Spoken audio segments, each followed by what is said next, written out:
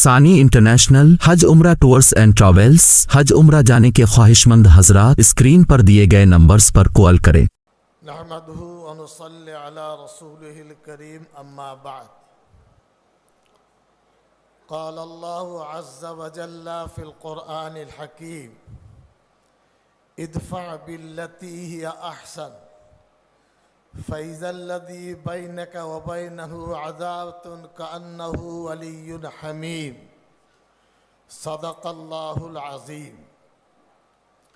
ये जो तजवीज़ हमारे मोहतरम बुज़ुर्ग ने पेश की है, इस वक्त मुल्क के लिए बहुत अहम तजवीज़ है।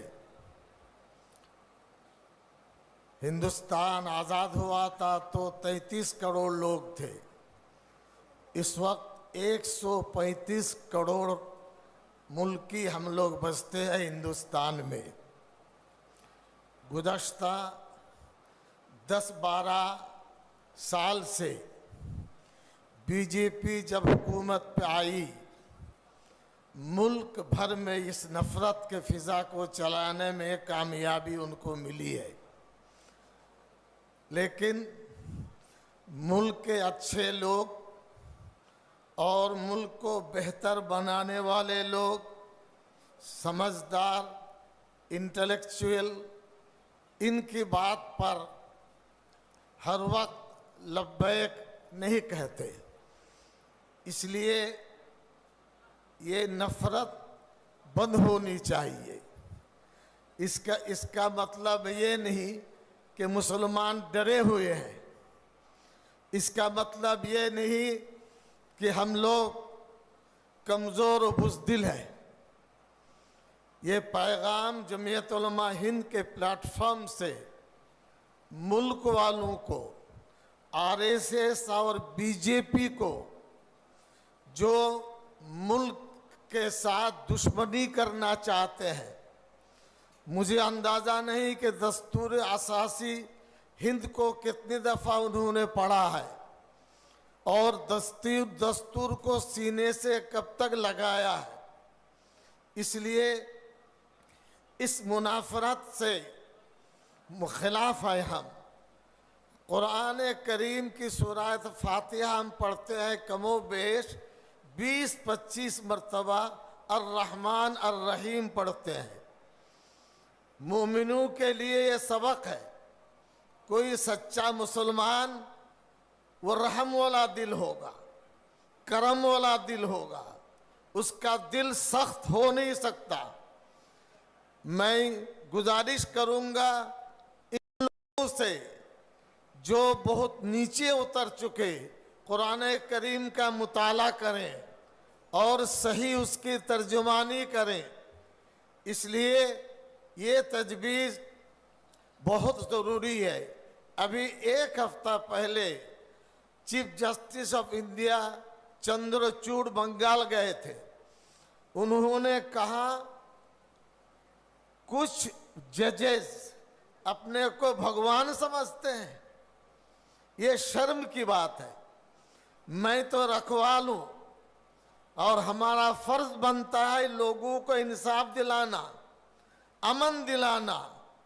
किसी जज के अंदर अगर ये भगवान जैसी बुरी सिफत आ गई तो वो अपनी जिम्मेदारी नहीं निभा रहे हैं। ये चीफ जस्टिस ऑफ इंडिया बार बार कहते हैं, अब भी कह रहे हैं।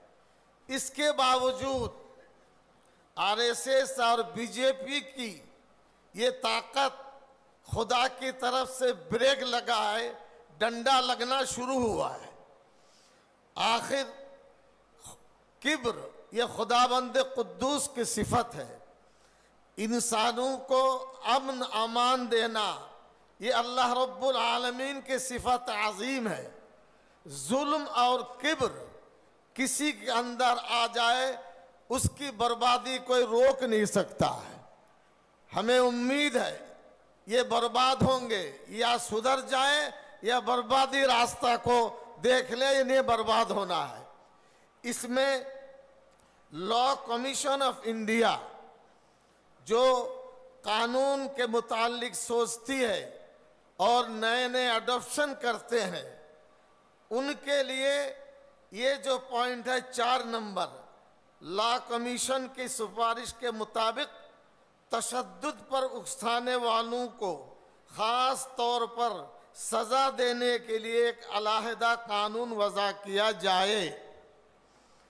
अगर ये कानून वज़ा किया तो इस पर अमल दरामद होगा, इससे ये लोग रस्सी में बन जाएंगे।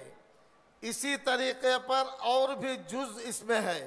सुप्रीम कोर्ट के कहने के बावजूद ये लापरवाही, ये खुल्लम खुल्ला मुल्क दुश्मनी है, ये मुल्क से अदावत है, कॉन्स्टिट्यूशन से ये लड़ाई है। वो चाहते हैं हिंदुस्तान के दस्तूर को ख़त्म कर दे। मैं खुद कोशिश करता हूँ, जमीयत उलमा की रीढ़ की हड्डी है ये सुपर पावर ये कमेटी, आप भी मुताला करें।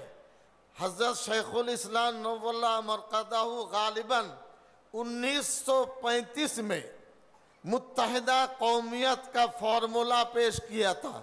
कल लाइब्रेरी में देखा, कुतुबखाना एजाजिया ने उसको शाये किया था। उन्होंने कहा था हम मिल के रहेंगे और कौम की तशरीह की थी। कौम के मतलब मुसलमान नहीं, कौम के मतलब है बसने वाले लोग। ये हजरत शेखुल इस्लाम नव्वल्लाहु मरक़दहू का दूर अंदेश उनका ये फहम है।